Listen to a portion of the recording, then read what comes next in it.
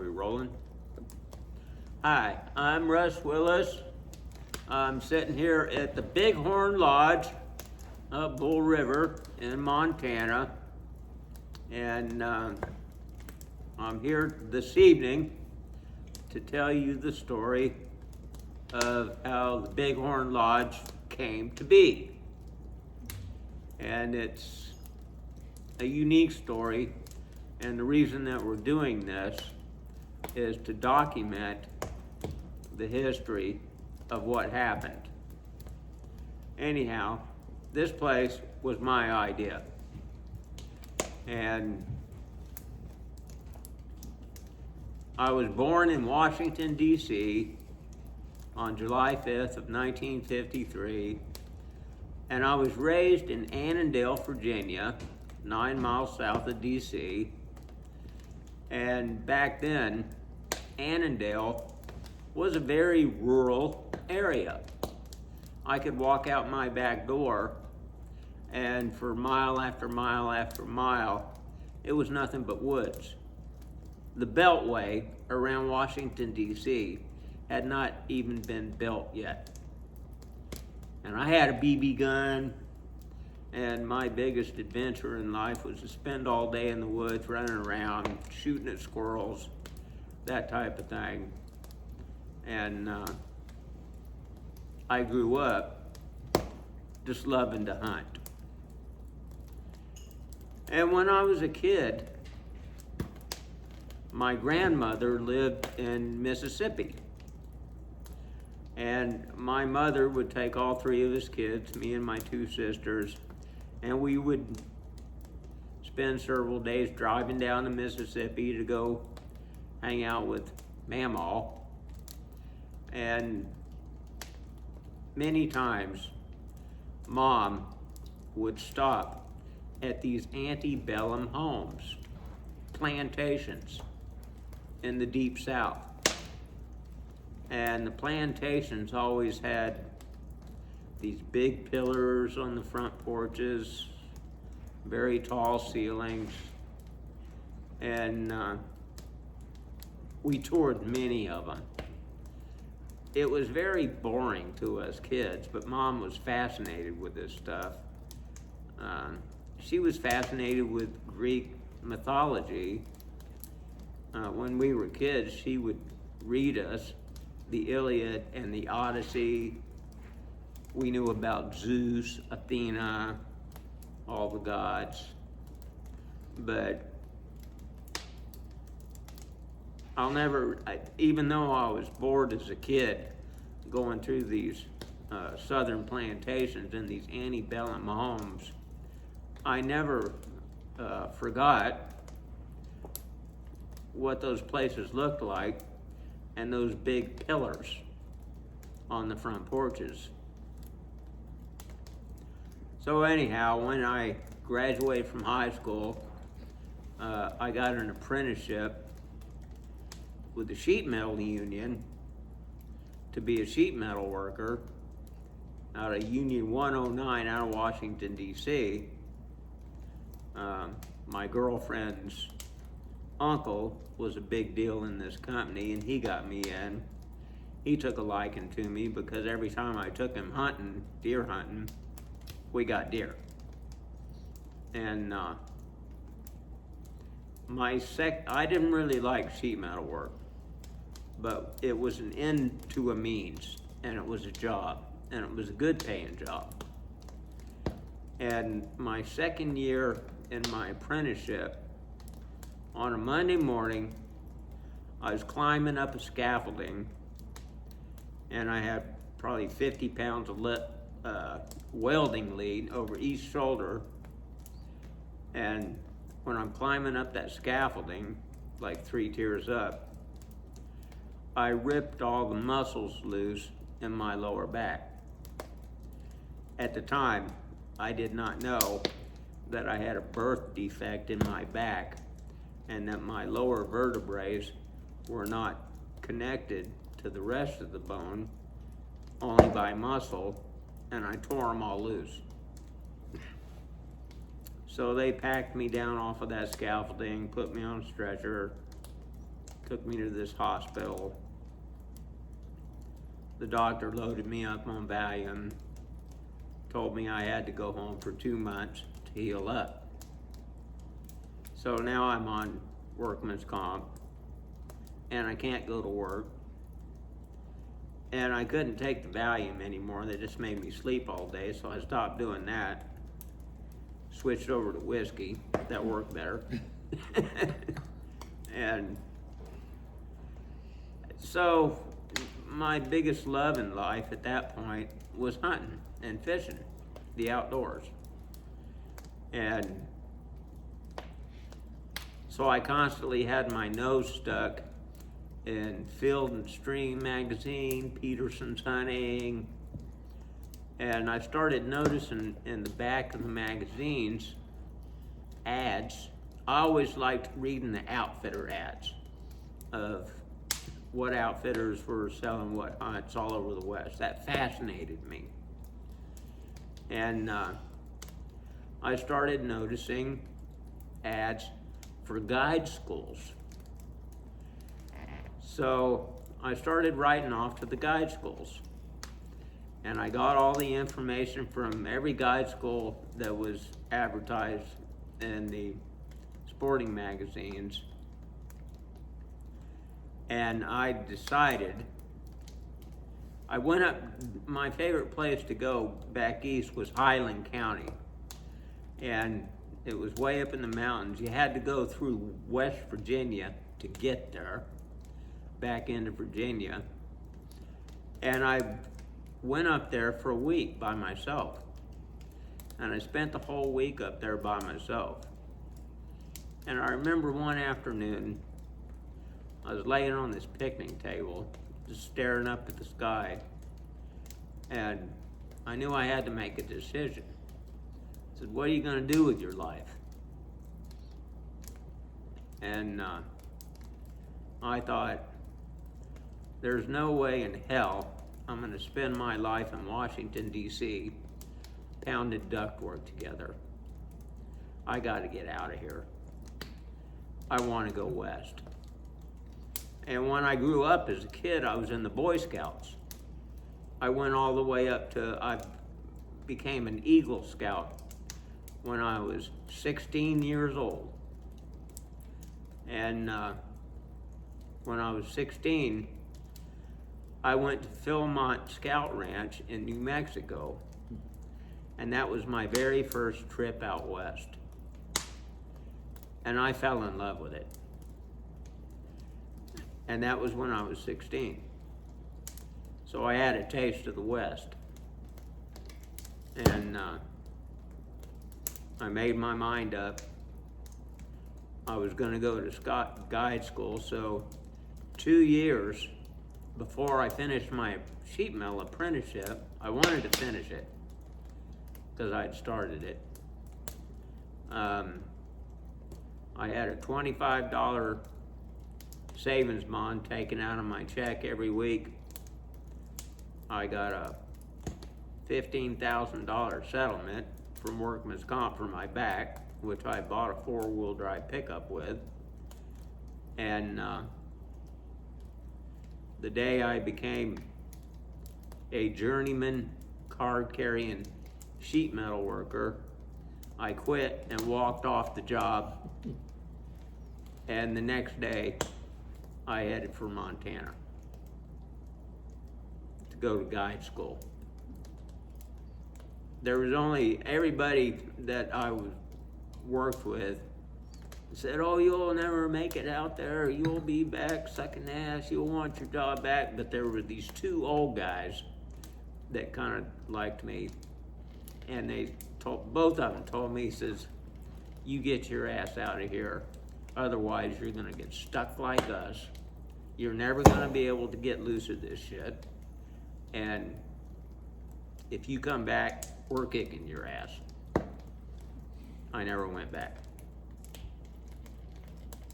So in June of 1978, I had my 4-wheel drive pickup, I had my topper on, I had all my fishing poles, my rifles, my bow, my Coleman stove, my Coleman lantern, everything I needed.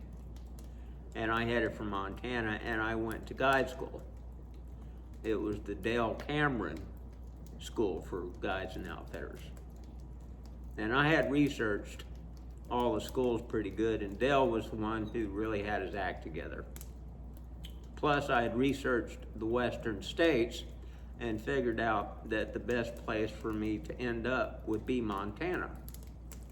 Mainly because at that time, Montana had more record book elk in the record books than any other state. That really attracted me. The guy's ad that I read a lot was a guy named Jack Atchison. Anyhow, June of '78, I rolled into Montana. I went to guide school. I graduated from that. And Dale Cameron, the guy who ran the school, had a placement service. So if you did all right in the school, he would refer you to outfitters that were looking to hire on help. And Dell sent me to Dick Crane, who was an outfitter out of Plains, Montana. And I got a job with Dick. And I worked for Dick for 2 years. The first year and the second year, I guided this guy from South Carolina. His name was Cole L. Barnhill. And me and Cole L. developed a friendship. And when he came back the second year,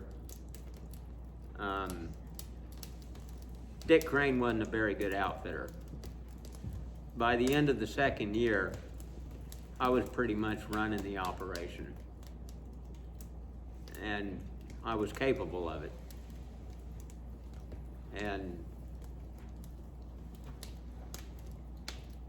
Coel asked me toward the end of that second year, he says, "What do you think you're gonna do?" I said, "Well, back then, if you had 2 years experience in guiding for an outfitter, you were eligible to take the outfitter test." So I told Coel, I said, "You know what? I think I want to get my own outfit going." And Coel told me, he said, "Okay, I'll help you all I can." So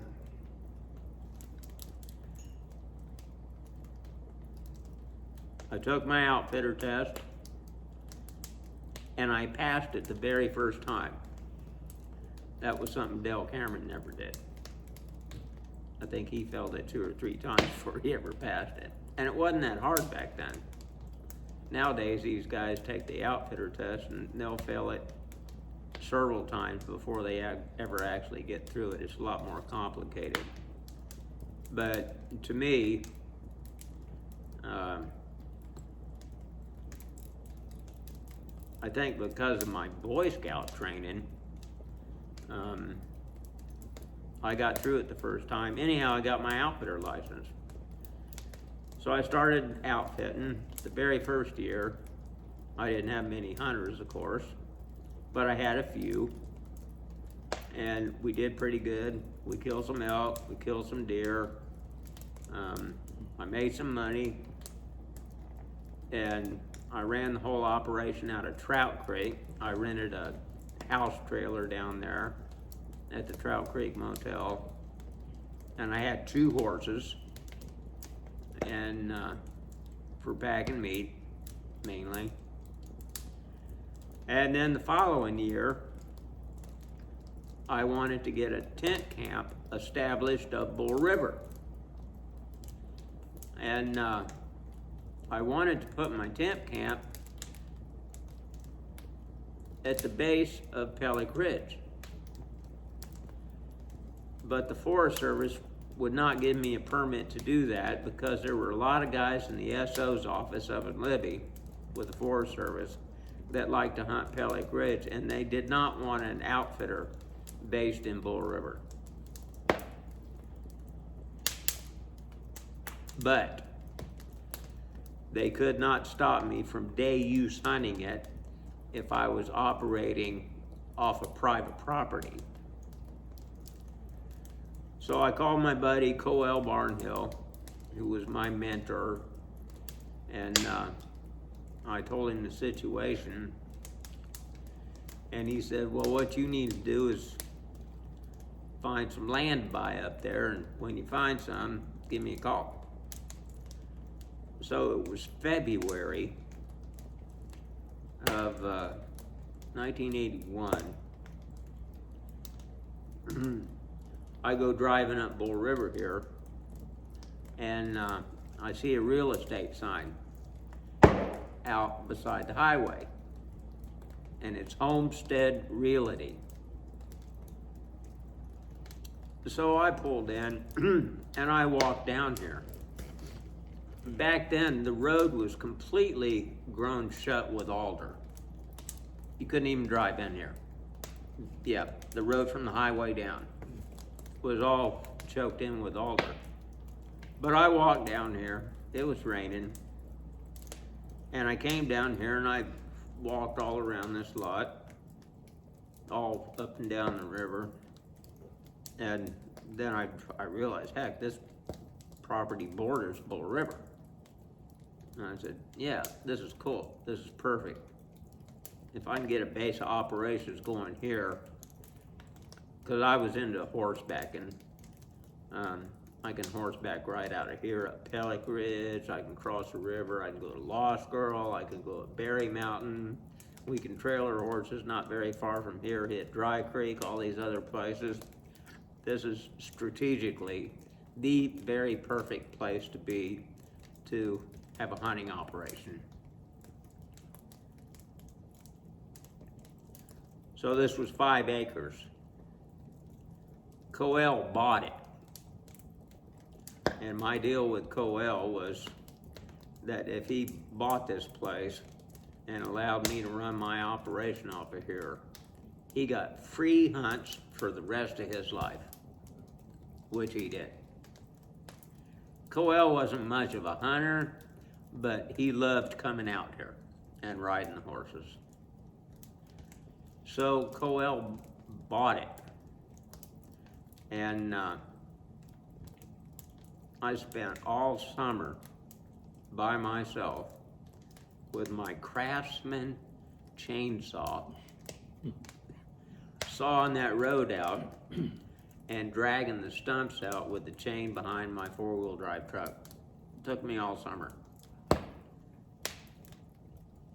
The following spring, I started cutting down alders, trees, hooking to the stumps with a chain on the end of my truck, dragging the stumps out, then grading it out with a hoe. It was a lot of work, but that's how the tent camp got started. And at one time, this place was, you couldn't see 10 feet in there. It was so thick with stuff. It took years to clear it all out. And once I got the tent camp started, then in the summertime, we would have land clearing parties here. I'd get like a keg of beer. We'd cook up a bunch of stuff in the smoker and everything. And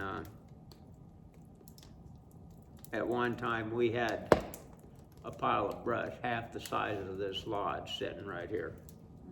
And we torched it all off in the fall one year, and it burnt for like a week. It was just a whole lot of stuff that had to be burned off. Give me that envelope there, Chelsea.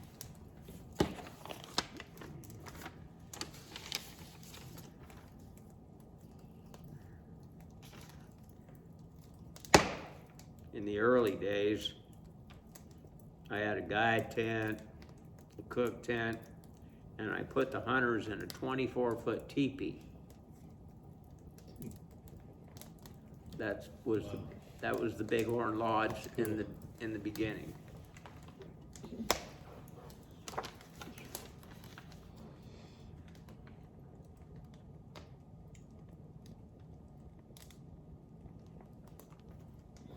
Put it on the table.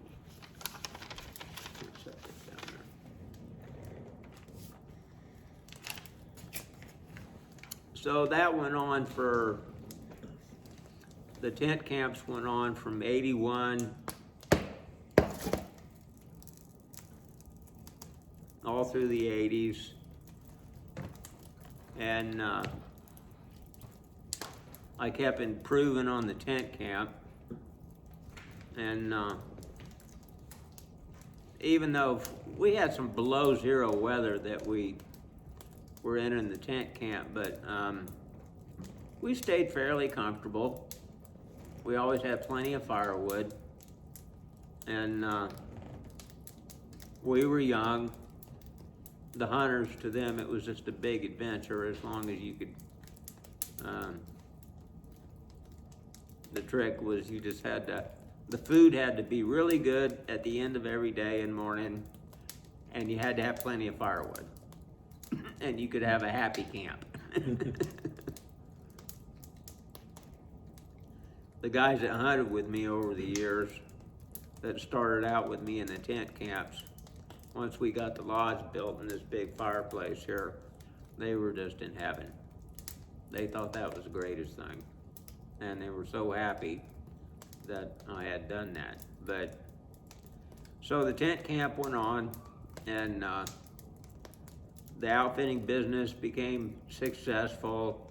I started making a name for myself, building up repeat clientele. So I started, when the video craze started, we did a hunting video, and I went back east, and all the guys that hunted with me were members of hunt clubs, and they arranged for appearances of me at the hunt club, and I would go and show these hunting videos. Well, every place I went, I had a reference there, somebody who had hunted with me and liked me.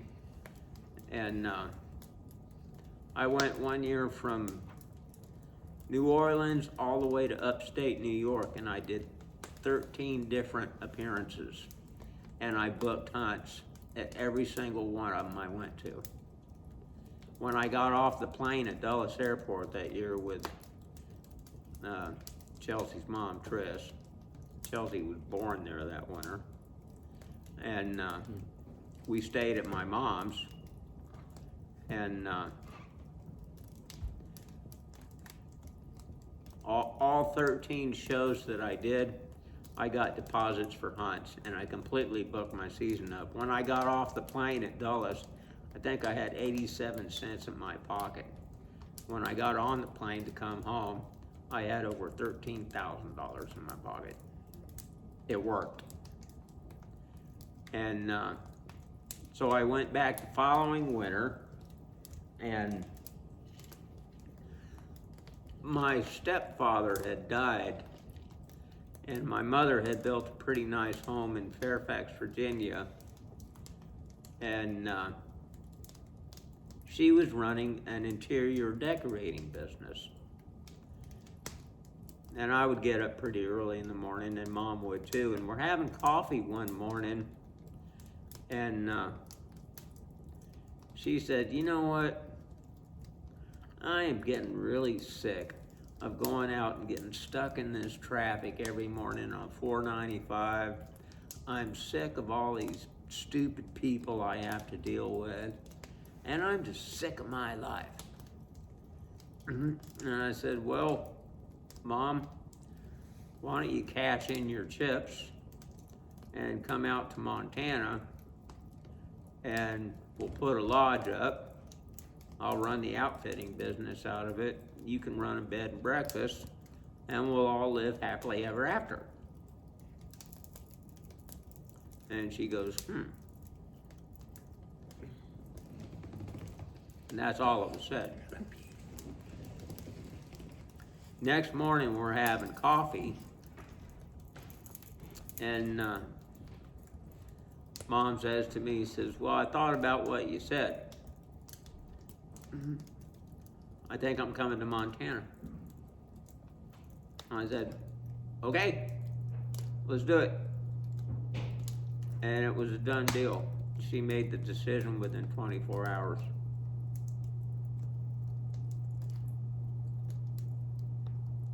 Okay, let's have an intermission now while they go to the bathroom.